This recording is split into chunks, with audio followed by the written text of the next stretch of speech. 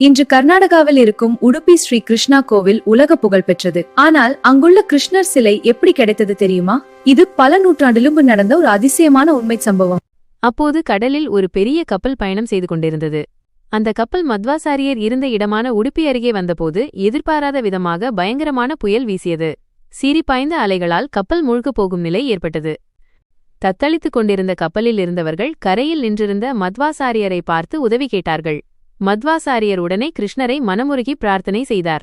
என்ன அதிசயம்! மட்டற்ற வேகத்தில் வீசிய புயல் மெல்ல அடங்கியது. கப்பல் பாதுகாப்பாக கரை சேர்ந்தது.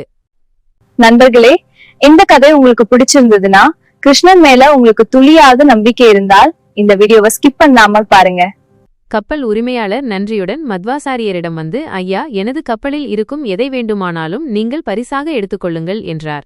ஆனால் மத்வாசாரியரோ பொன் பொருளை கேட்கவில்லை.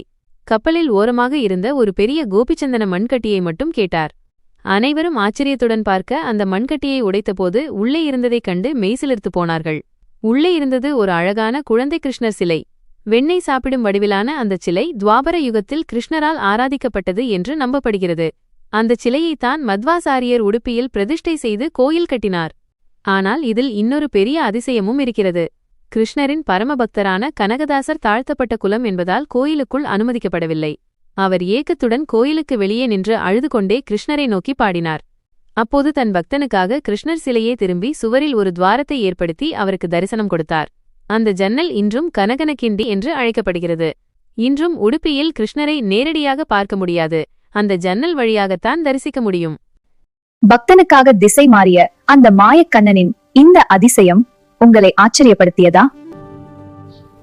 அப்படியென்றால் கமெண்டில் ஜெய் ஸ்ரீ கிருஷ்ணா என்று பதிவிடுங்கள். மேலும் இது போன்ற ஆன்மீக தகவல்களுக்கு தொடர்ந்து இணைந்திருங்கள். நன்றி, வணக்கம்.